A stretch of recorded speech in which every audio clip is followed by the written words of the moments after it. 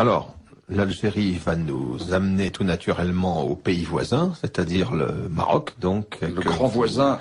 Que vous connaissez bien, Bernard Lugan, et auquel vous consacrez donc cette histoire du Maroc des origines à nos jours, publiée aux éditions Ellipse, hein, un livre dans lequel on retrouve les qualités qui caractérisent vos ouvrages, c'est-à-dire une densité d'informations très importante, mais ce qui va de pair avec une clarté dans l'expression tout à fait didactique, et le tout accompagné par un appareil de cartes, alors tout à fait remarquable. C'est très rare dans ce genre d'ouvrage de bénéficier de cet apport très important sur le plan pédagogique pour ceux qui entendent vraiment étudier en profondeur l'histoire d'un pays, ici en l'occurrence le Maroc. Alors, tous mes livres ont un appareil de cartes et moi, j'ai une formation de cartographe également, parmi les multiples cordes à mon arc, et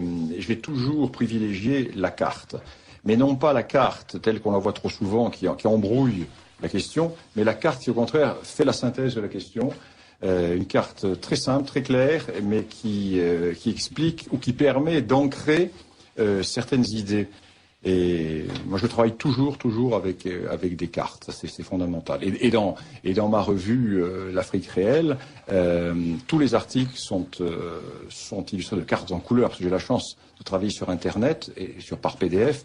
Donc là, je peux vraiment faire des cartes en couleur, et c'est très utile très utile. Une question à propos de votre ouvrage, Bernard Lugan. Monsieur Lugan n'avait-il pas déjà écrit une première histoire du Maroc avant celle qui vient de sortir? Alors oui, mais c'est pas le même livre. C'est pas le même livre pour une raison très simple, c'est que une quinzaine d'années, je crois. Ma précédente histoire du Maroc est sortie en 1989. Ah bon, en effet. Réédité tel quel en 2000. Sans correction, parce que l'éditeur de l'époque était tellement radin qu'il n'a pas voulu actualiser, parce que ça coûtait trop cher. Donc j'ai ressorti la même édition, donc sans pouvoir actualiser. C'est un livre totalement différent. Pourquoi? Parce que entre la fin de la décennie 1990 et aujourd'hui, l'historiographie a considérablement avancé. Elle a avancé dans plusieurs domaines, notamment dans le domaine de l'histoire ancienne, du Maroc avant le Maroc. Il y a eu des découvertes formidables qui ont été faites quant à la réalité de l'implantation romaine, quant à la réalité du christianisme, on en parlera tout à l'heure.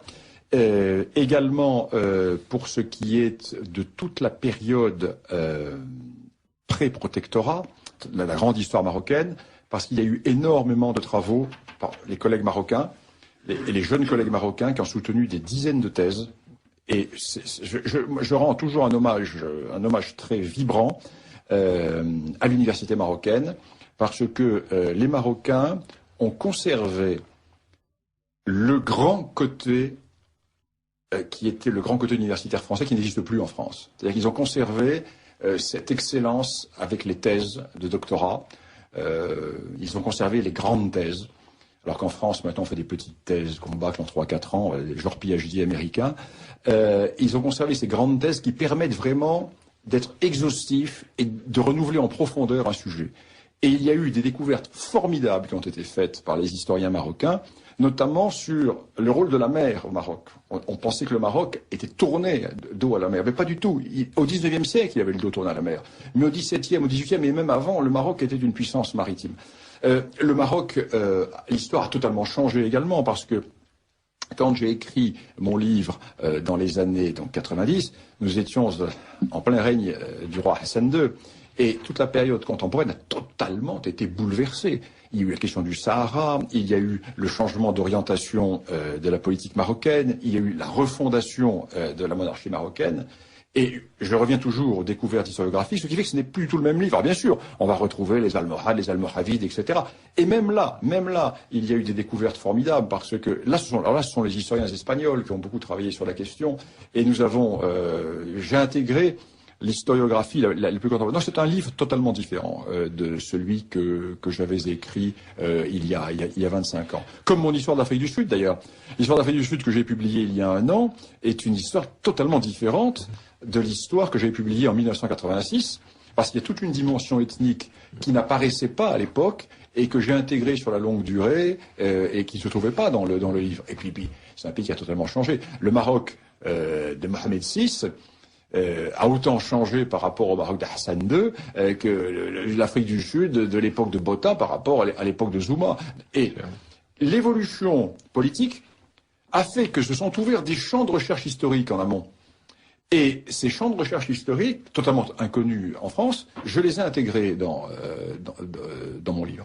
Et puis je crois que vous avez fait une part importante, vous avez laissé une part importante à la question du Sahara occidental, qui est une pomme de discorde évidemment permanente entre Maroc et Algérie. Nous aurons l'occasion donc d'en parler. En tout cas, ce que vous nous dites là, évidemment, nous met l'eau à la bouche, puisque toutes ces nouveautés, toutes ces lectures différentes du passé marocain, on va vous demander de nous éclairer évidemment à leur sujet. Et vous avez commencé à évoquer tout à l'heure la période antique.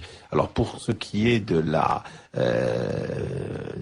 Mauritanie avant la conquête romaine, quels sont les éléments nouveaux qui ont été mis en lumière au cours des dernières décennies? Eh bien, premier élément, un royaume de Mauritanie existait.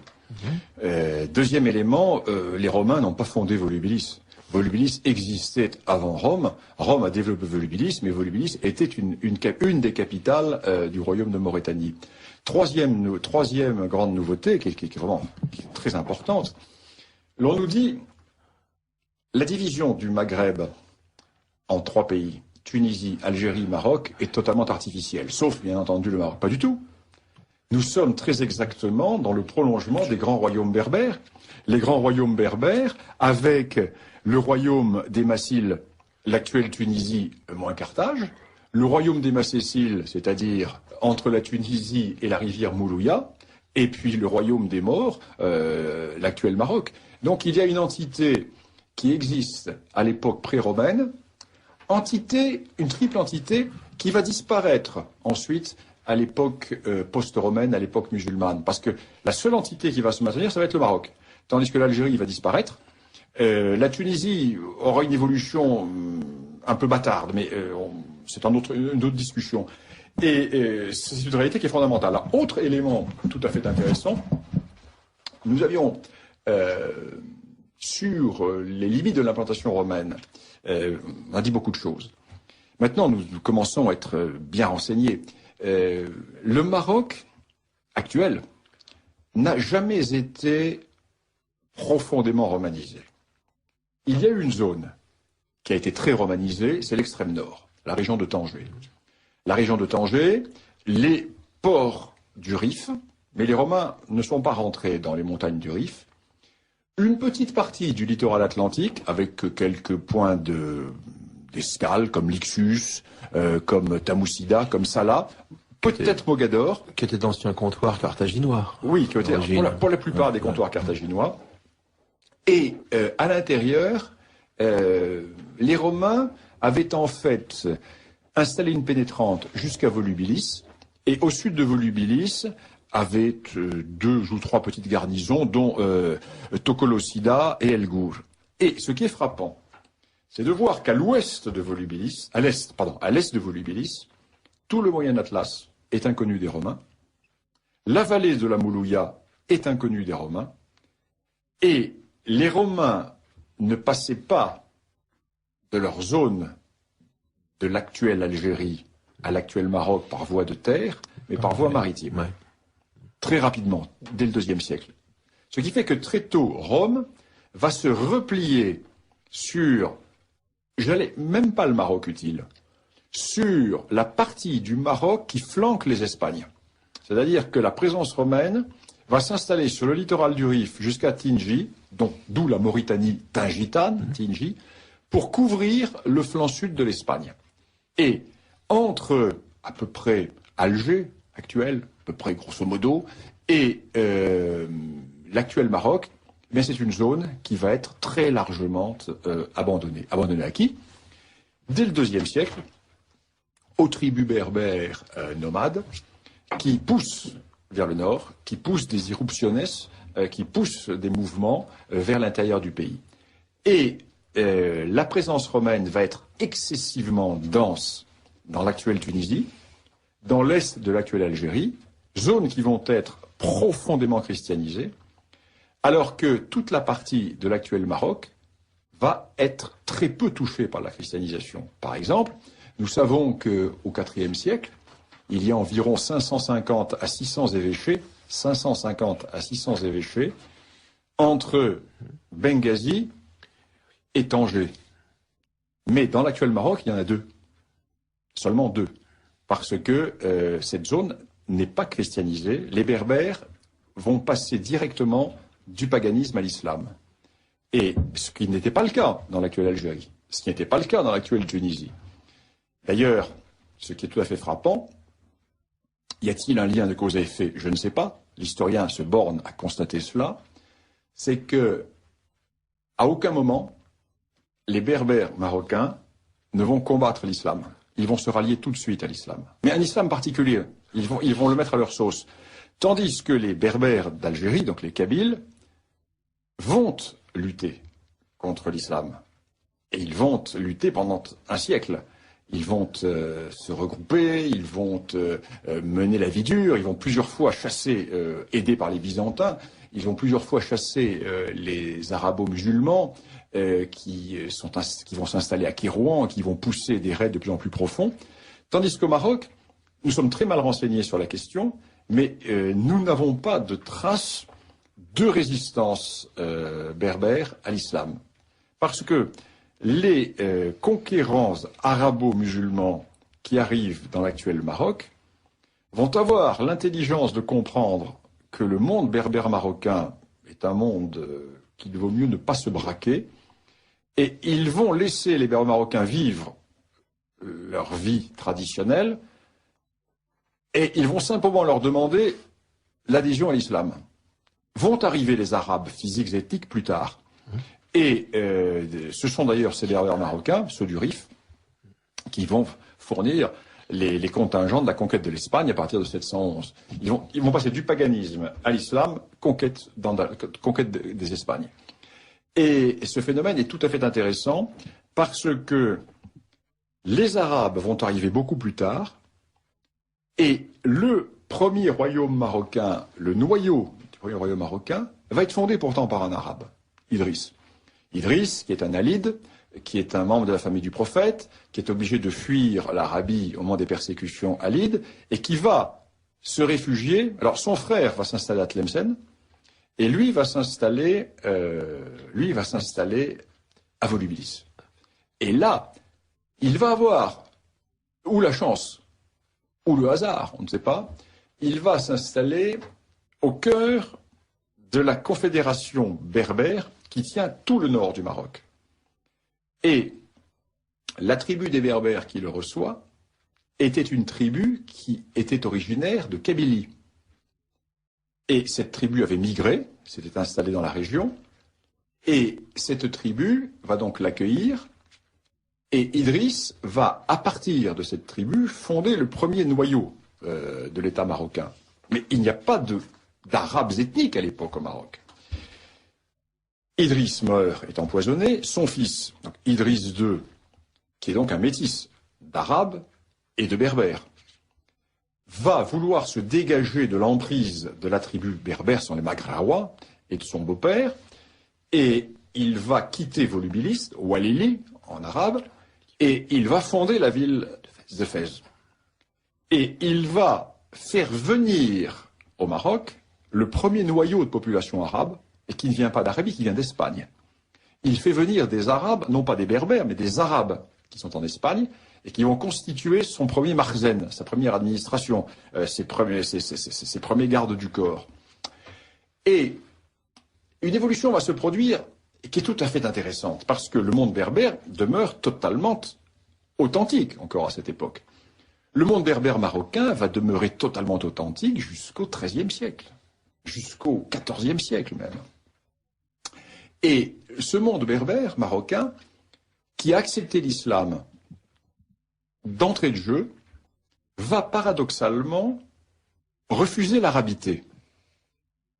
Et il va jouer de l'islam contre les Arabes. Alors, suivez-moi bien. Suivez-moi bien. Les Berbères marocains vont être systématiquement des dissidents religieux, tant que ça va les arranger. C'est-à-dire qu'ils vont chaque fois épouser les dissidences religieuses qui affaiblissent le califat, vu comme la conquête de l'Orient et des Arabes. Mais l'islam ne les dérange pas. Mais la présence arabe, oui. Et ils vont ainsi embrasser l'hérésie kharidjite. Les Berbères sont des kharidjites. Ils vont être kharidjites. Alors qu'est-ce que le kharidjisme? Alors ne rentrons pas dans les détails philosophiques et religieux du kharidjisme, ça ne nous intéresse pas. Je ne fais pas d'histoire des religions. Voyons l'aspect politique du kharidjisme. Qu'est-ce que le kharidjisme? Le kharidjisme, c'est la négation du califat héréditaire. Qu'est-ce que l'enseignement traditionnel des califes d'Orient? C'est de dire, nous, tribus arabes, qui avons reçu le message de Dieu par l'intermédiaire du prophète, le dernier, le sceau des prophètes, nous sommes donc les tribus qui sont les tribus aristocratiques détentrices de ce message. Donc, le monde musulman nous appartient. Et la direction du monde musulman doit appartenir aux descendants de ces familles, qui sont les familles de la Mecque, Médine, etc. Et pour eux, l'islam, l'ensemble des zones conquises, qui ne sont plus arabes très tôt, elles vont être syriennes, elles vont être perses, elles vont être asiatiques, elles vont être berbères, elles vont être visigothes, etc. L'ensemble de ces terres est un bien de conquête. Et le califat doit échoir à un membre ou de la famille du prophète ou de ses tribus. Or, les Berbères, on dit pas du tout. Non, pas du tout, là, il y a malentendu. Que dit le Coran? Le Coran ne dit pas que le califat appartient pour l'hérédité aux descendants du prophète. Il dit que c'est le meilleur qui doit gouverner, le meilleur des musulmans, de façon très égalitaire. Tandis que vous avez une vision aristocratique et féodale. Tandis que ça peut très bien être un Nubien, un Berbère, un Andalou, s'il est le meilleur. Il n'y a pas cette hérédité dans la dévolution du califat. Ce qui est le moyen pour les Berbères de se dégager de l'emprise arabe.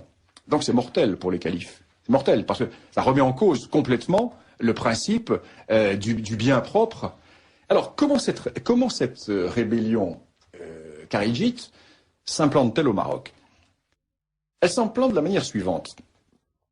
Les gouverneurs arabes, le gouverneur arabe du Maroc, a besoin d'argent. Et il demande donc aux Berbères de payer l'impôt, comme les dhimmis, comme les non-musulmans. Et les Berbères disent, mais attendez, pas d'accord, parce que vous ne nous avez pas vaincus.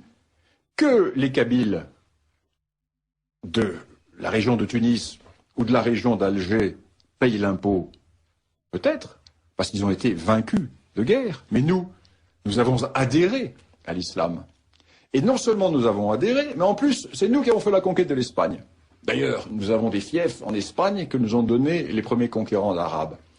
Donc, si vous nous demandez de payer l'impôt, c'est que vous nous considérez comme des vaincus. Or, nous ne sommes pas des vaincus, c'est de notre plein gré que nous avons adhéré à l'islam. Et c'est ainsi qu'ils vont rentrer dans cette hérésie kharidjite, et ils vont, grâce à l'hérésie kharidjite, repousser le pouvoir arabe. Mais, dès qu'ils auront repoussé le pouvoir arabe, et dès qu'ils seront menacés par des États kharidjites, ils vont revenir à l'orthodoxie, dès lors que le califat ne les menace plus. Donc ils vont jouer, ils vont faire un nationalisme, ils vont procéder à un nationalisme berbère sans en avoir conscience, en jouant chaque fois des contradictions de l'islam. Et ça, c'est fondamental. C'est fondamental dans l'histoire de la naissance de l'État marocain. Oui, on voit déjà là se forger une identité particulière sur une base religieuse, mais qui va s'installer ensuite dans la durée sous des formes différentes au fil des siècles. Avec un islam excessivement syncrétiste qui va, dans le monde berbère, garder énormément de traits du paganisme. D'ailleurs, l'islam marocain est un islam avec les moussem, avec les fêtes des saints, les marabouts. Il va y avoir constamment dans l'histoire du Maroc ce tiraillement entre une identité berbère qui va utiliser l'islam pour affirmer son identité berbère et une volonté d'éradication des symboles païens qui demeurent dans l'islam berbère, qui en fait est une politique destinée à faire rentrer les berbères dans le droit commun. Et ceci est fondamental. C'est ainsi que toute l'histoire du Maroc, les premières dynasties, c'est une histoire berbère. Les Almoravides, les Almohades, ce sont des berbères. Et les uns sont des berbères sahariens, les autres sont des berbères de la montagne.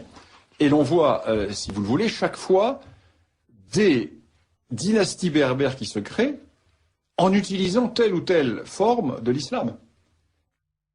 Alors que, en Kabylie, dans les régions demeurées berbères de Tunisie, dans les régions demeurées berbères de Libye, ce phénomène n'existe pas.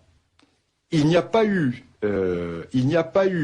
utilisation de la religion par les Kabyles pour résister à l'arabisation.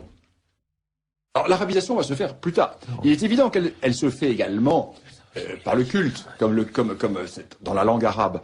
Mais on peut dire que jusqu'au XIIe, XIIIe siècle, le monde berbère marocain est le même qu'à l'époque de Massinissa, et le même qu'à l'époque de Jugurtha, et le même qu'à l'époque du roi Bogude.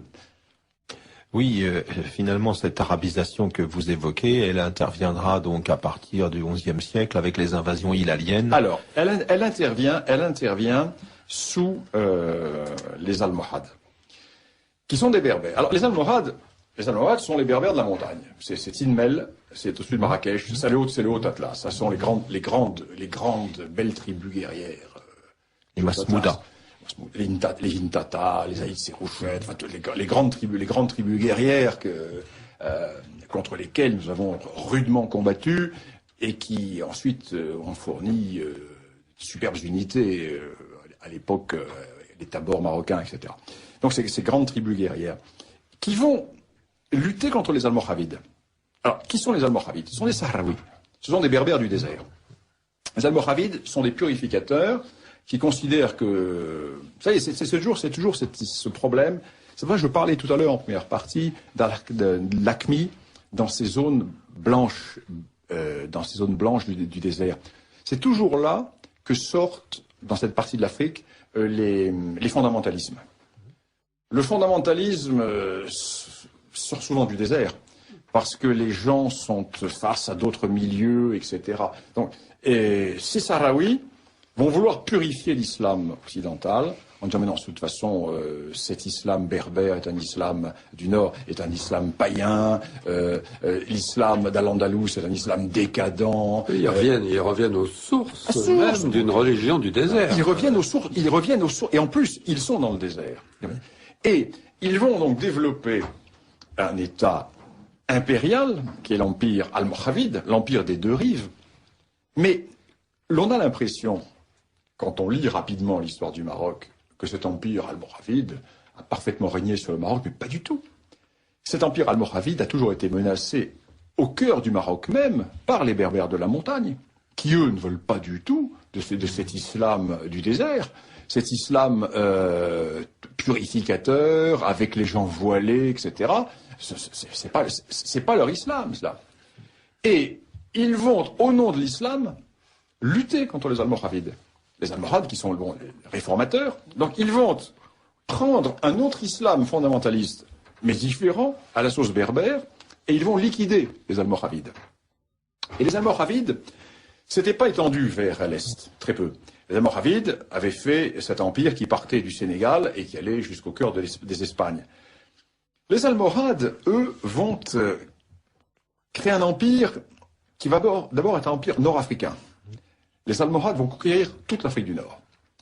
Ils vont s'installer à Kérouan, etc. Et ils vont être confrontés à un phénomène très intéressant qui est que, en Égypte, les Fatimides, le califat fatimide, va vouloir se venger des Berbères, notamment des Koutama de Petite Kabylie, que viennent faire les Berbères Koutama de Petite Kabylie avec les Fatimides d'Égypte. Tout simplement parce que les Fatimides, la troupe fatimide est une troupe berbère. Parce que le mouvement fatimide va trouver sa force en Kabylie. Et ce sont les tribus de Kabylie, également de l'Ouarsenis. Ouarsenis, petite Kabylie, grande Kabylie, qui vont fournir la masse conquérante. C'est une armée berbère qui va renverser le califat oriental et qui va prendre l'Égypte. Et qui va installer un islamisme chiite. Et les Fatimides, qui vont avoir un rôle très délicat, parce que leur troupe est berbère. Et ils délèguent le cœur de leur empire aux tribus berbères, pas du Maroc, de l'actuelle Algérie et de l'actuelle Tunisie. Et l'un de leurs principaux lieutenants se soulève contre eux. Les Fatimides n'ont pas les moyens d'Égypte, n'ont pas les moyens de monter des expéditions contre eux, et à ce moment-là, que se passe-t-il? Une déferlante sort du désert d'Arabie, ce qu'on aura appelé les invasions hilaliennes.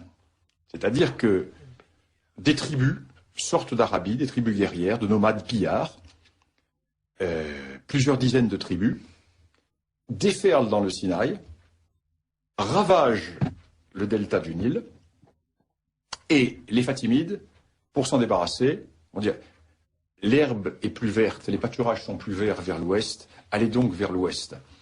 Et ils vont orienter vers l'ouest la déferlante hilalienne, qui va prendre deux branches. Et là, on retombe sur la Libye. Une partie va descendre au sud de Sirte, vers Khadamès, vers le Fezzan, et ce sont ces tribus arabes là qui vont conquérir ces zones, qui vont liquider les Berbères.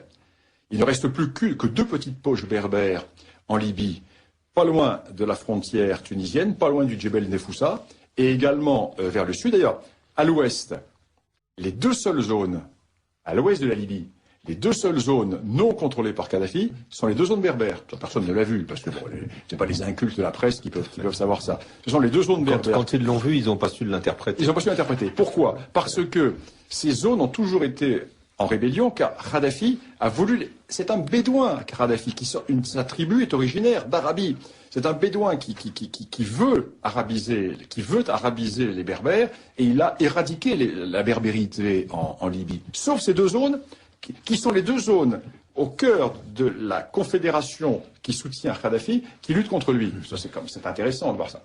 Alors donc, ces tribus avancent, elles vont complètement ravager la Libye, elles vont complètement détruire. Jusqu'à cette époque, la Libye avait des vergers, avait des arbres fruitiers, tout est rasé, tout est pillé. L'actuelle Tunisie est complètement détruite, et les Berbères almohades se portent au-devant d'eux pour les repousser. Et là, se passe un événement assez extraordinaire, c'est que l'armée berbère almohade écrase les Arabes, les écrase. Et les sultans almohades, au lieu de les renvoyer vers l'Est, sont à ce moment-là sollicités par la Reconquista que vous connaissez bien, Philippe Conrad, la Reconquista chrétienne qui redémarre en Espagne, et les princes musulmans qui avaient fait appel aux Almoravides, qui ensuite s'étaient retournés contre les Almoravides, face aux dangers chrétiens, font appel à nouveau aux Marocains, et cette fois-ci aux Almohades, et les Almohades se disent, plutôt que de passer tous ces Arabes au fil de l'épée, on va les prendre comme soldats, on va les envoyer en Espagne pour faire la guerre contre les chrétiens. Mais, manque de chance, le sultan meurt et son successeur se retrouve avec sur les bras toute une série de tribus. Les Beni Solahem, les Beni Mahil, etc. Et il va, au lieu de les repousser, les installer dans la zone qui ressemble territorialement le plus à leur zone de départ, la vallée de la Moulouya, qui sépare l'actuelle Algérie de l'actuel Maroc. Et ces tribus vont commencer à s'installer dans la zone, à nomadiser, et à partir de ce moment-là, l'élément ethnique arabe est introduit au Maroc. Et cet élément ethnique arabe va poursuivre ses activités bédouines, c'est-à-dire de nomadisation. Ils vont contourner l'Atlas par la trouée de Taza, et ils vont s'abattre sur les plaines atlantiques.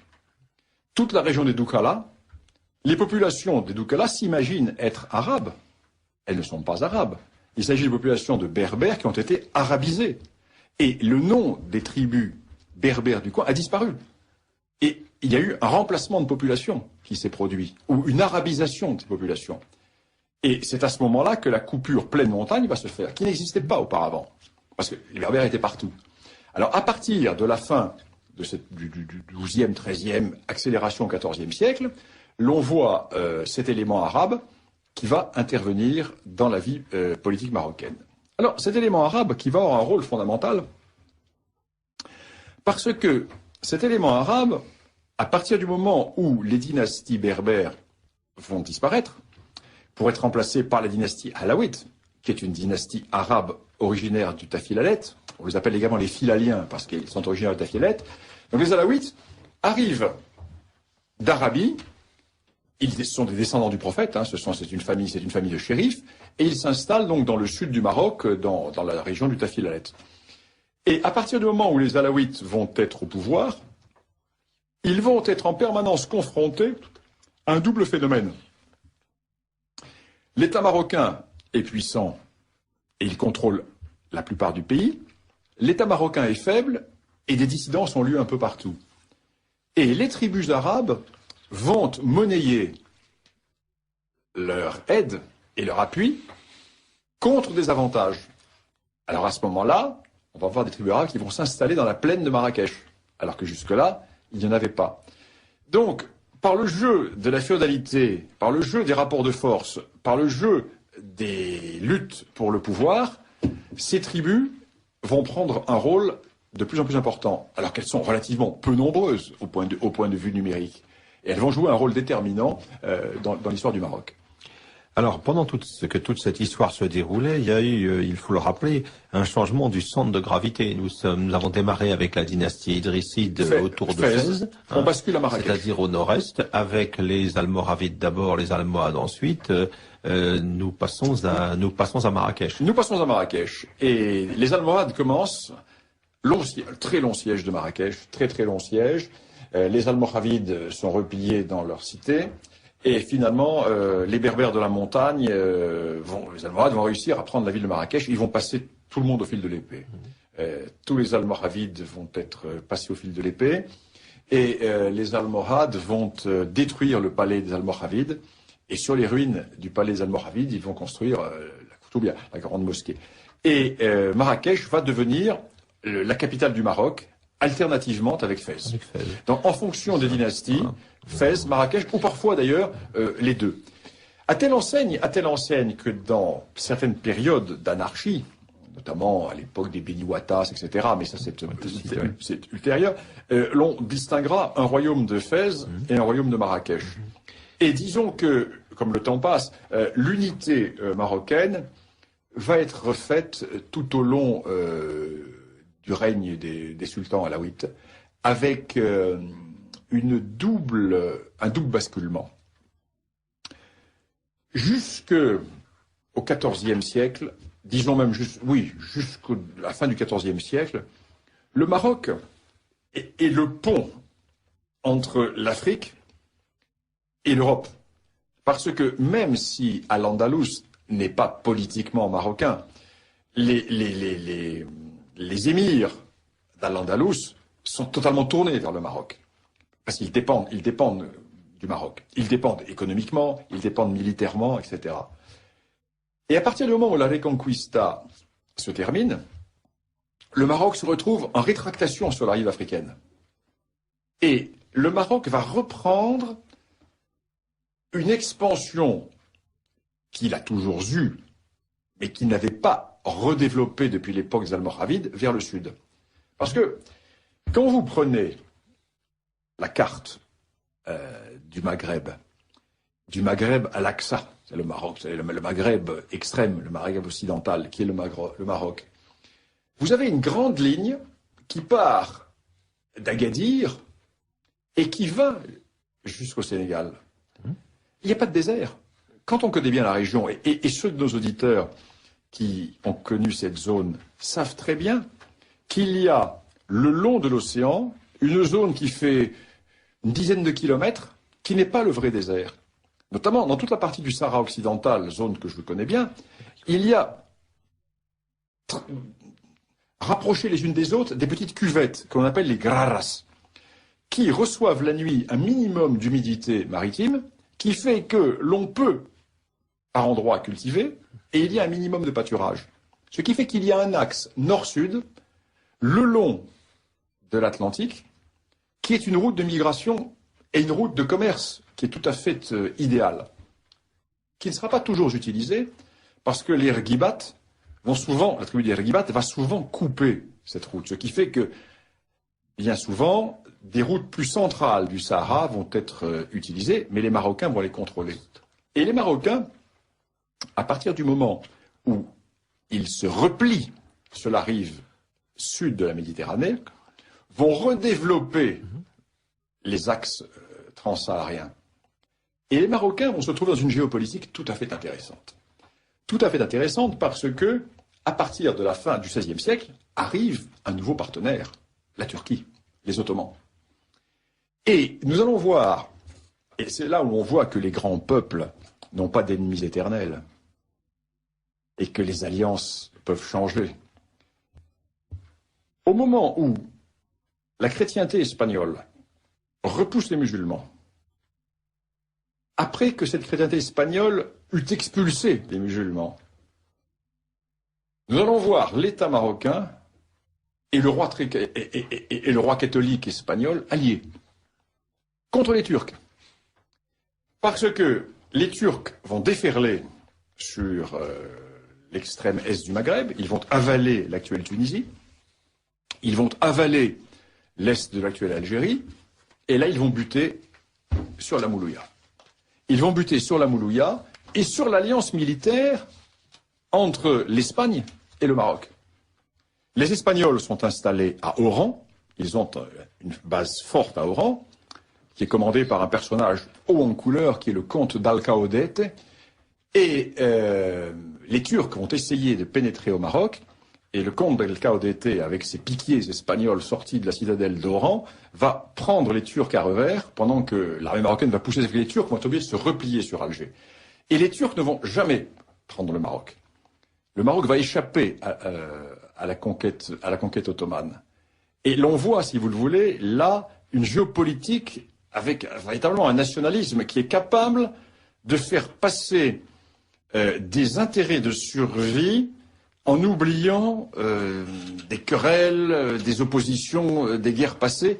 Il y a un intérêt commun. Et c'est à ce moment-là que la Méditerranée occidentale échappe aux Turcs. Bien sûr, il va y avoir les pentes, bien sûr. Mais les Turcs, à partir de ce moment-là, vont comprendre, bon, ils ne peuvent pas passer en Méditerranée occidentale, parce que l'alliance maroco-espagnole est puissante et ils n'arrivent pas à la casser. Mais ceci est fondamental. Et dans le même temps, ce Maroc qui a été en quelque sorte bloqué vers le nord par la victoire de la Reconquista ibérique, il va orienter son expansion vers le sud à l'époque de la dynastie saadienne, où on va voir les Marocains, après le fameux combat de Tondibi, s'emparer de Tombouctou et pousser ainsi jusqu'au Niger. Alors là, il y a un espace d'expansion marocaine qui permet de mieux comprendre aussi les débats autour du Sahara, les nostalgies qu'entretient au Maroc la perte de Tindouf au profit de l'Algérie. Alors il y a une très belle histoire, parce que la conquête du Pachalik de Tombouctou par les sultans marocains qui vont combattre et qui vont vaincre l'empire Songhai, l'empire de Gao, l'empire des Songhai, est une superbe histoire, parce que les Marocains vont lancer à travers le Sahara une expédition maritime, une expédition guerrière, qui comportera des bateaux en pièces détachées pour pouvoir naviguer sur le Niger, pour battre les flottilles de l'Askia Mohamed. Et cette armée marocaine est une armée très particulière. 8 caïds qui la dirigent, 8 Espagnols. 8 Espagnols renégats, convertis à l'islam. Et la grande majorité de la troupe est une troupe espagnole, en grande partie, mais pas totalement convertie à l'islam. Et pendant toute l'histoire moderne du Maroc, le Maroc va avoir à sa disposition des troupes chrétiennes. À l'époque des Almoravides, il y a une garnison chrétienne avec son curé, son aumônier, à Marrakech. Une garde catalane. Réverter. Et qui va faire souche au Maroc. Alors Réverter, l'histoire de Réverter est une très belle histoire. Réverter est un noble catalan qui est dépossédé par le roi d'Aragon et qui va mettre son épée au service du sultan marocain. Et après sa mort, il a 2 fils. Et finalement, il est restitué ses fils sont restitués dans leur baronnie, et l'un des fils rentre, reprend sa baronnie dans la région de Barcelone, et l'autre se convertit à l'islam, et va faire souche au Maroc, comme guerrier, et comme grand féodal, à la cour des sultans. Et pendant toute cette période, il y a une interpénétration très très importante entre l'Espagne et le Maroc, avec à la fois des renégats ou des contingents aragonais, surtout aragonais, qui vont venir ensuite servir au Maroc. Et puis, pendant toute la période médiévale marquée par la Reconquista, on voit aussi des nobles chrétiens qui mettent leur épée au service des différents rois de Taïfas, les petits émirs qui se battent entre eux. C'est l'occasion aussi ensuite de leur imposer le paiement d'un tribut. Mais l'on voit autant d'émirs du côté des chrétiens. Oui. On l'envoie autant d'émirs se mettre du côté des chrétiens. Donc il ne faut pas voir la Reconquista sous la forme, vous Philippe Coin qui avez écrit sur la Reconquista, c'est pas l'image d'Épinal avec un rouleau compresseur qui part des Asturies et qui dit maintenant nous allons repousser les morts jusqu'à Gibraltar. Alors avec le recul sur la longue durée, on peut reconstituer cela. Mais si l'on périodise l'histoire, c'est pas du tout cela. C'est un front mouvant, avec des alliances mouvantes, avec tantôt avance des uns, recul des autres, etc. On peut dire que l'islam espagnol s'est autodétruit très largement, car si l'islam espagnol n'avait pas rompu avec le califat, et si l'islam espagnol ne s'était pas émietté avec les reinos de Taïfas, les chrétiens ont eu vraiment beaucoup de mal à lutter contre un bloc islamique unitaire occupant tout le centre et tout le sud de l'Espagne. La division a beaucoup aidé les chrétiens. Oui, bien sûr. Alors, nous avons évoqué tout à l'heure Fès et Marrakech, mais il y a aussi une autre grande capitale traditionnelle, et je crois que vous avez bonne raison pour bien la connaître, mon cher Bernard. Ah oui, c'est ma ville. C'est Meknès. Absolument. Celle du sultan Moulay Ismaïl, la grande figure de la dynastie alaouite. Le contemporain de Louis XIV. Le grand Moulay Ismaïl. Alors, le grand Moulay Ismaïl, qui est un personnage tout à fait intéressant. J'ai une étudiante marocaine qui m'a fait une très belle thèse du temps où j'étais encore professeur d'université. Qui m'a fait une très belle thèse qui avait pour titre Moulay Ismaïl et Louis XIV, la course maritime et l'échec de l'alliance entre le Maroc et la France à l'époque de Moulay Ismaïl et Louis XIV. Très intéressant, parce que Moulay Ismaïl, qui est un politique très fin, a voulu emmener Louis XIV dans son alliance contre des puissances chrétiennes, à la fois contre les Espagnols et contre les Anglais. Et Louis XIV, qui était un fin politique aussi, a laissé croire à Moulay Ismaïl qu'il allait peut-être pouvoir rentrer dans son alliance à la condition que Moulay Ismaïl renonce à la course salétine. Et des ambassades se sont succédées, ont été envoyées les uns les autres, le grand corsaire Aïcha, Pidou de Saint-Olonge, les Français, etc. Et ces ambassades ont été reçues à Saint-Germain, c'était avant Versailles, à Saint-Germain, etc. Et pendant 20 ans, les contacts n'ont jamais cessé, et chaque fois, ils ont buté, la course reprenait, ils ont renoué les relations, etc. Jusqu'au moment où il y a eu la succession d'Espagne, et à partir du moment, bien sûr, où le petit-fils de Louis XIV montait sur le trône d'Espagne, il n'est plus question d'envisager un quelconque moment. À ce moment-là, Moulay Ismaïl rompt les négociations avec la France et se tourne vers les Anglais et vers les Huguenots qui vont s'installer, qui vont devenir les partenaires du commerce marocain pendant un certain moment. Moulay Ismaïl qui a véritablement créé l'État moderne marocain. L'État moderne marocain qui va d'ailleurs demeurer jusqu'à l'indépendance, parce que il n'y aura pas de grande évolution dans les définitions de cet État marocain jusqu'au moment où Mohamed V et Hassan II vont entreprendre un certain dépoussiérage de ces vieilles institutions et de cette pratique marseignenne. Mais ceci est tout à fait important à souligner. Oui, alors ce Maroc de Moulay Ismaïl, il va ensuite entrer à partir du XVIIIe siècle dans une phase d'affaiblissement, un peu comparable à ce qui se passe à l'autre bout de la Méditerranée pour l'Empire ottoman, et il va devenir très vite, évidemment, l'homme malade du Maghreb. Il va devenir bien sûr un enjeu pour les puissances européennes. Alors quelles ont été les étapes de la pénétration européenne dans ce Maroc, dans cette extrémité du Maghreb? Ce qui est intéressant, c'est de voir que les Européens et nous Français avons une vision du Maroc qui est la vision du Maroc du XIXe siècle. C'est-à-dire que au XIXe siècle, le Maroc est dans une phase totale de décadence. L'État se délite, l'autorité du sultan se délite, les tribus de la montagne sont quasiment indépendantes, et nous fondons toute notre analyse, héritée encore aujourd'hui, sur cette situation. Comme si le Maroc avait toujours été, comme si la France avait toujours été en état de la guerre de 100 ans. Comme si la Chine avait toujours été celle du break-up of China. Voilà. Et dislocation complète. Or, c'est pas du tout cela dans la longue durée. Le Maroc sort d'une grande phase d'expansion, entre dans une période de décadence pour des raisons X ou Y, des raisons militaires essentiellement. Parce que le Maroc ne va pas prendre le parti de la modernisation militaire. En grande partie parce que son système l'interdit. Quel est le système? À partir du moment où il n'y a plus de mercenaires, il y a eu les mercenaires chrétiens, ensuite il y a eu les abides, les mercenaires noirs, mais comme ces abides se soulèvent, le sultan les liquide, donc il n'y a plus de mercenaires. Ce qui fait que les sultans vont créer, fonder, enraciner leur pouvoir sur la fidélité de tribus que l'on va appeler les tribus marzennes.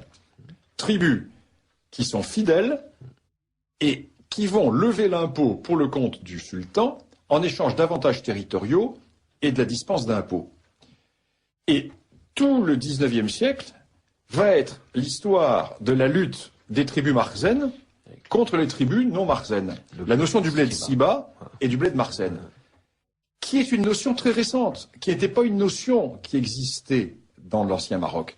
Alors, bien entendu, l'histoire du Maroc a complètement été renouvelée depuis certaines années, depuis une quinzaine d'années.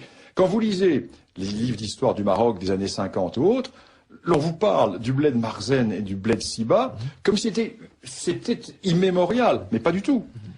C'est une période de décadence. Et dans chaque période de décadence, il y a le bled Marzen et le bled Siba. Alors, le bled Marzen, qui va être plus ou moins fort, plus ou moins réduit.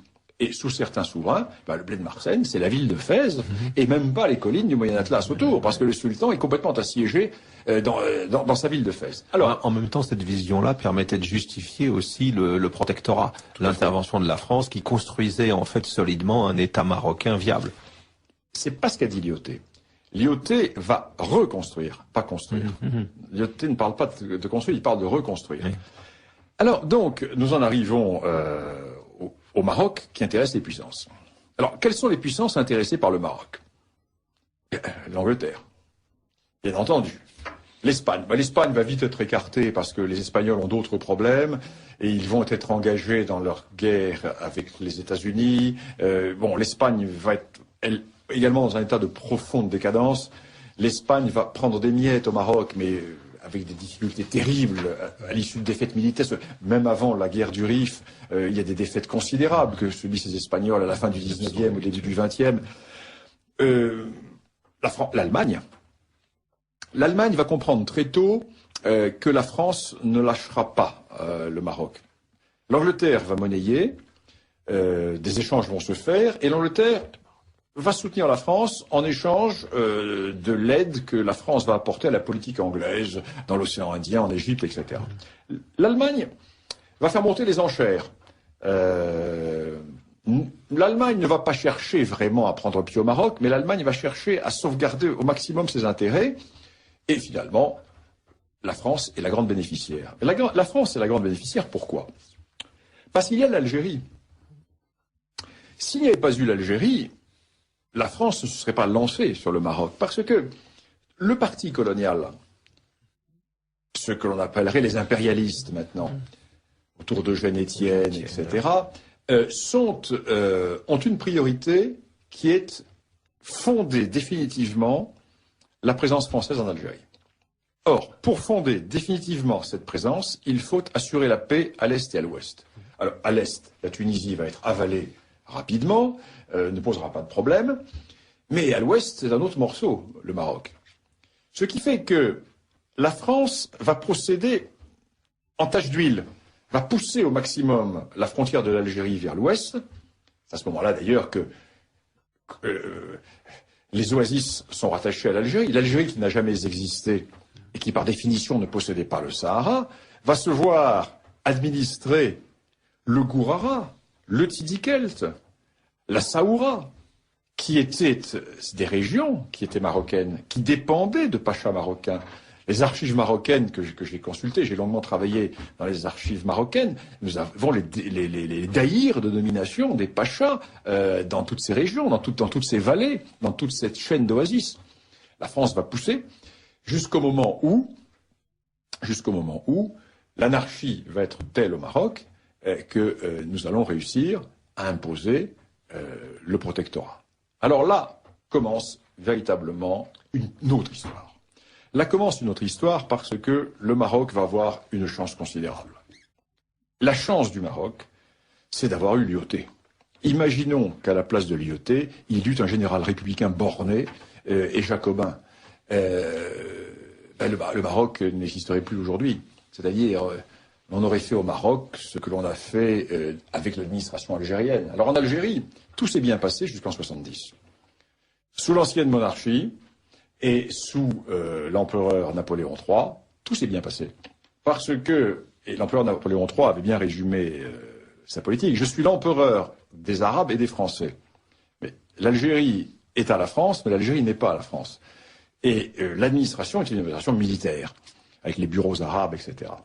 En 1870, poussé par le cardinal Lavigerie, on ne dira jamais assez le mal qu'a fait le cardinal Lavigerie, à la fois pour notre famille politique, mais également pour la colonisation.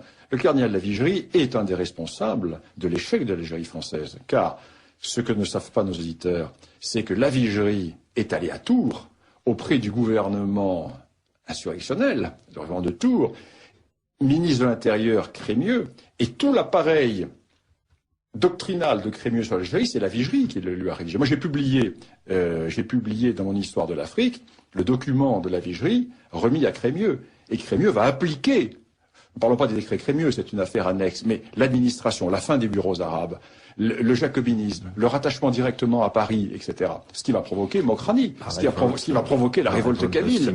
Mokrani, moi j'ai toujours... Ma famille a toujours été fidèle à la France. Le père de Mokrani est un des hommes qui a fourni les contingents pour conquérir Constantine.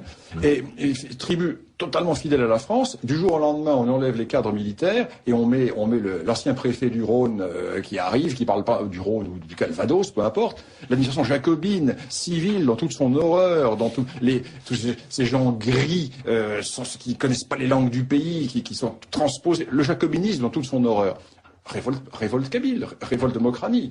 Mokrani eut parfaitement raison de se révolter. C'est un féodal qui se révolte contre cette médiocratie républicaine. Alors, la chance du Maroc, c'est d'avoir eu l'IOT. C'est d'avoir eu l'IOT, un monarchiste, pas n'importe quel monarchiste, un légitimiste. C'est autre chose. Et traditionnaliste, etc. Et l'IOT qui a fait des bêtises dans sa jeunesse à ce propos. L'IOT a été un des éléments de la poussée française vers le Maroc. Et l'IOT qui va faire un voyage au Maroc en 1907 avec Regnault, et là, il est sidéré. Parce qu'il connaissait quoi du Maroc, le général Lyautey? Il connaissait les tribus qui faisaient des redzous sur la frontière. Il ne soupçonnait pas cette civilisation. Et il découvre une civilisation. Et ces lettres de Rabat sont extraordinaires. Je les publie dans mon histoire du Maroc. Il écrit ses lettres de Rabat, ses lettres à son ami, à Vogüé notamment. Il écrit sa découverte. Donc, quand il va être nommé résident général, va dire « Mon souci est de ne pas algérianiser le Maroc », c'est-à-dire de ne pas appliquer au Maroc l'administration jacobine, mais au contraire de sauvegarder les institutions marocaines, aider le Maroc à franchir le pas de la modernité, aider à reconstruire le pouvoir du sultan. Donc il dira, moi je suis le premier serviteur du sultan. Et il va réussir une politique tout à fait remarquable. Lyautey va constituer une alchimie de politique tribale tout à fait extraordinaire. Et il va réussir à pacifier le Maroc. Et le plus étonnant, c'est qu'il va même réussir pendant la guerre de 14. Parce que c'est un épisode dont on parle très peu.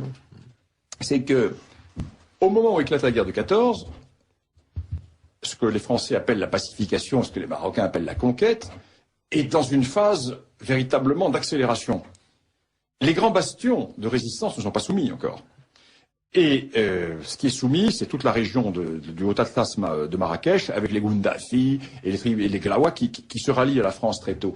Mais les grandes tribus, Aïssérouchen notamment, toutes les tribus qui prolongent le Haut-Atlas vers le Moyen-Atlas, sont en guerre. Je suis dans la région de Taza. Et Lyautey reçoit l'ordre de dégarnir complètement son front, d'évacuer tout l'intérieur du Maroc et de se replier sur Casablanca et Rabat. Et Lyautey refuse. Et Lyautey va évacuer au contraire l'arrière et va garnir les postes sur les frontières. Il dit, j'ai fait la politique de la langouste. C'est-à-dire, je mets la carapace, mais elle est vide. Une carapace vide.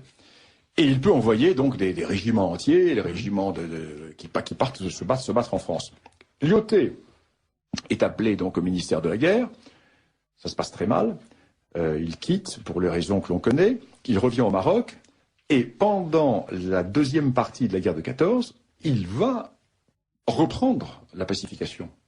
Et quand la guerre de 14 se termine, le protectorat est plus vaste qu'il n'était avant la guerre de 14. Et ensuite, bien entendu, dans les années 18-20, Lyautey va achever cela jusqu'au moment où va éclater la guerre du Rif. Alors là, la guerre du Rif, c'est véritablement la vengeance de la République envers Lyautey. Parce que Lyautey est surpris. Il est surpris par cette insurrection du Rif. Il savait que des choses se passaient. Lyautey n'aimait pas les Espagnols. Il n'aimait pas les Espagnols. Il n'aimait pas la méthode de politique espagnole. Il ne faisait pas une grande confiance à l'armée espagnole. Il avait raison. Ensuite, il estimera un homme comme Franco, le Tercio, etc. Lyautey ne comprend pas les débandades militaires espagnoles, parce qu'il faut dire que les Espagnols se font étriller pendant la guerre du Rif, mais c'est épouvantable. Alors, il y a un problème qui mérite d'être souligné, et je le souligne dans mon livre, c'est que les Espagnols ont de très bonnes troupes. Ils ont d'excellentes troupes. Mais ils n'envoient au combat que des conscrits non formés. Et ils gardent leurs bonnes troupes en réserve. Et ces bonnes troupes en réserve vont intervenir finalement, puis avec la création du Tercio, c'est Franco qui va sauver la situation, n'est-ce pas? Et quand les bonnes troupes vont arriver, les Rifins vont être bloqués. Mais pendant des années, les Espagnols vont se faire massacrer, mais par milliers, des généraux, des général Silva, c'est des défaites terribles. Alors Lyautey n'a pas le contact, il ne sent pas les Espagnols. À la différence de Pétain. Pétain, lui, va être... c'est une raison de brouille entre Pétain et Lyautey. Et Lyautey est surpris, mais il va reprendre l'initiative. Et il comprend tout de suite, avec les peu de moyens qu'il a, parce qu'il a très peu de moyens. Les moyens vont arriver après avec Pétain. Il a très peu de moyens, et il voit tout de suite que le cœur du dispositif, c'est les tribus de la partie centrale du Rif, qu'il faut absolument détacher d'Abdelkrim. Les Beni Ouriagel. Donc ça, c'est la tribu d'Abdelkrim. Et il va donc jouer là-dessus, et il réussit à reprendre l'offensive. Là-dessus arrive Pétain. Quand Pétain arrive, la situation est redressée. Pétain arrive en tant qu'inspecteur de l'armée, et Pétain va rédiger un rapport aussi injuste que méchant à l'encontre de Lyautey. Et il va dénoncer des errements militaires de l'IOT qui ne sont pas des errements militaires, qui sont au contraire la continuation de cette subtile politique tribale. Parce que l'IOT part du principe qu'il ne faut pas éliminer, il ne faut pas exterminer une tribu, car cette tribu va devenir notre allié. Donc il faut la soumettre dans l'honneur. Et Pétain va, lui, prôner la guerre à outrance, la guerre d'écrasement. Et ce rapport est fait par Pétain donc à Paris, changement de gouvernement, les adversaires de l'IOT arrivent au pouvoir, les sensibilités réactionnaires et de l'IOT commencent un peu à énerver dans les hautes sphères dirigeantes de la République. C'est l'époque du cartel des gauches. Tout à fait. Et Pétain, lui, n'est pas suspect. Pétain est un officier républicain. Et Pétain est envoyé au Maroc avec une mission très claire, doubler l'IOT dans le domaine militaire. Or, l'IOT dit, mais c'est pas possible, parce que ma position de résident général est une position de chef politique et de chef militaire. Dans cette politique tribale, on ne peut pas être uniquement chef militaire et chef politique. Si vous m'enlevez la direction militaire, c'est le protectorat qui s'effondre. On dit, bon, l'IOT démissionne. L'IOT rentre en France, et Pétain a les mains libres, et Pétain va écraser la révolte du Rif. Mais il va écraser la révolte du Rif avec une guerre totale à l'européenne. Il va sortir des moyens, l'aviation, etc. Les Rifins sont broyés, détruits, et ça va rester dans les mémoires. Tout à l'heure, vous avez utilisé l'expression refondation de la monarchie chérifienne. Qu'entendez-vous par cette formule ? La refondation de la monarchie chérifienne, c'est-à-dire que Hassan II a dépoussiéré, comment dirais-je, toute cette partie du rituel, tout en conservant l'essentiel, l'a modernisé avec une administration territoriale, avec l'équivalent de préfet. C'est Hassan II, le refondateur. Oui, Hassan II, refondateur. Et Mohamed VI, qui, à l'heure actuelle, est dans une phase de grand renouvellement. Alors là, attention, s'il va trop loin, ça peut être dangereux. Il vient de... Mohamed VI a fait une chose remarquable, c'est que il est d'une autre génération que son père, par définition, et au Maroc, le personnel d'État est vieux. Parce qu'on ne met pas à la porte les vieux serviteurs au Maroc. Les vieux serviteurs restent là. Mais le problème, c'est que au XIXe siècle, les vieux serviteurs mouraient à 65 ans, parce que maintenant ils meurent à 85 ans. Ce qui fait, il y a plusieurs générations qui poussent derrière. Et donc, alors Mohamed VI a appelé les gens de sa génération au pouvoir. Et il a créé également des instances régionales. Donc, il a créé un début de véritable décentralisation avec des instances régionales qui permettent localement à des jeunes élites de passer aux affaires. Alors qu'auparavant, tout descendait du palais avec les gouverneurs et il n'y avait pas les échelons locaux. Parce que maintenant, il y a des échelons horizontaux locaux, ce qui donne une soupape de sécurité pour des jeunes qui ont besoin d'accéder aux affaires. Et il vient de réformer l'État marocain en annonçant que désormais, puisque le Maroc est une démocratie royale, et il y a des partis politiques, il y a des élections, désormais le Premier ministre sera automatiquement le chef du parti qui aura gagné les élections. Ce qui se faisait depuis quelque temps, mais qui n'était pas inscrit dans les règles ou dans la Constitution. Donc désormais, c'est cela. À mon avis, il ne faut pas qu'il aille plus loin.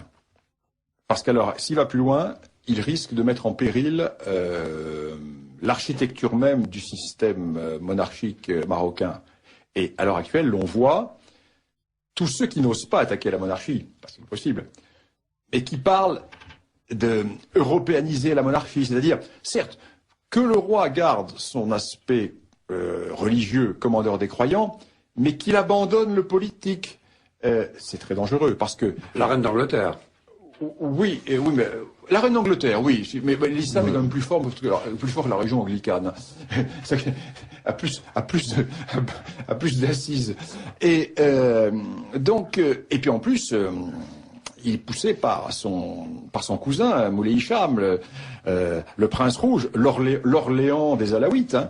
Et donc, oui, j'espère que ce sera pas un Philippe Égalité, mais là, on sent que ceux qui n'osent, il y a toujours un courant anti-monarchiste au Maroc, le courant révolutionnaire de l'ultra-gauche marocaine, qui n'ose pas attaquer le roi parce que Mohamed VI est adoré au Maroc, et puis il y a vraiment une grosse présence, qui essaie de renier ses pouvoirs. On sent la subversion qui est là.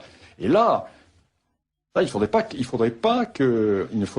le roi aille trop loin dans non pas dans les réformes, très important les réformes, mais dans le changement de définition de ce qu'est la monarchie marocaine. Parce que le roi du Maroc est à la fois chef spirituel, il est à la fois chef de guerre, il est à la fois chef de peuple, et il a par la beya, c'est-à-dire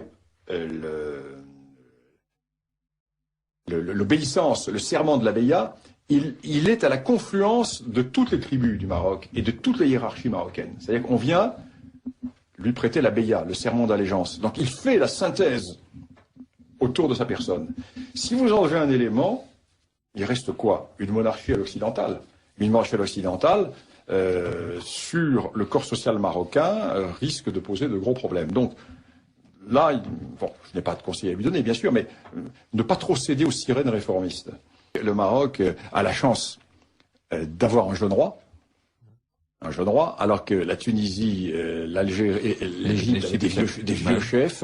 Là, c'est un jeune roi qui est adoré, qui est un personnage sacré, qui a réussi, on n'a pas parlé du Sahara occidental, qui a réussi l'achèvement de la politique de son père, parce que le Sahara est marocain et le Maroc ne lâchera pas le Sahara. L'Algérie est en train de mettre les pouces, le Polisario n'existe plus, les derniers responsables importants se sont ralliés au Maroc et le Polisario devient un mouvement mafieux qui va aider l'AQMI, un mouvement qui trafique les divers trafics qui peuvent se faire dans la région. Le Maroc a gagné. Le Maroc est devenu une immense puissance maritime, avec cette façade le long de l'Atlantique. Et si demain on trouve du pétrole, etc., le Maroc peut avoir des opportunités. Alors, le problème du Maroc, c'est qu'il est encore très agricole. Et comme Lyautey le disait d'une façon malicieuse, au Maroc, gouverner, c'est pleuvoir. C'est-à-dire que la pluie conditionne beaucoup de choses. Et l'on voit le PIB marocain en dents de scie en fonction des années, avec des bonnes pluies ou des mauvaises pluies. Et comme le Maroc n'a pas fait sa transition démographique, le Maroc a une surpopulation.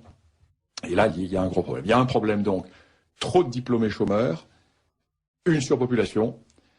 Donc il y a des problèmes. Il y a des problèmes réels. Mais le Maroc est un État-nation, avec des corps d'État, etc., qui fait que le Maroc est mieux armé pour résister. Et les perspectives des relations avec l'Algérie voisine? L'on rêve toujours à l'union du Grand Maghreb. L'Algérie nourrit un complexe, le complexe du parvenu par rapport à l'aristocrate. C'est ça, l'Algérie qui n'est pas un État, qui est une création coloniale. Les Algériens ont toujours jalousé les Marocains. Ils font un complexe d'infériorité à la fois politique, culturelle, et les Marocains leur rendent bien d'ailleurs. Mais c'est un problème, j'allais dire, quasiment psychanalytique entre le Maroc et l'Algérie, plus qu'un problème politique. Voilà. L'Algérie est ulcérée par l'existence même du Maroc. L'Algérie, qui est un cône fermé sur la Méditerranée, peut pas accepter que le Maroc ait 3000 km de façade maritime tournée vers le grand large, etc. Que le Maroc ait 1500 ans d'histoire, alors que l'Algérie est une création coloniale française. Et le Maroc a perdu des territoires du fait de la colonisation qui sont aujourd'hui algériens. Hein. Alors, je voulais simplement faire un petit rappel pour les auditeurs qui s'intéressent à l'actualité africaine. Si vous voulez être tenu au courant de mes communiqués, etc., envoyez donc simplement votre nom sur mon fichier mail et je vous mettrai sur ma liste de destinataires des communiqués et autres. Alors, donc bernard-lugan.com, c'est le site de mon blog et vous aurez là le moyen de me joindre. Donc bernard-lugan.com et tout est expliqué. Eh bien, il me reste à remercier les participants à cette émission, Dominique Vénère et Bernard Lugan. Merci également Françoise Varlet. Nous nous retrouverons maintenant le 26 avril.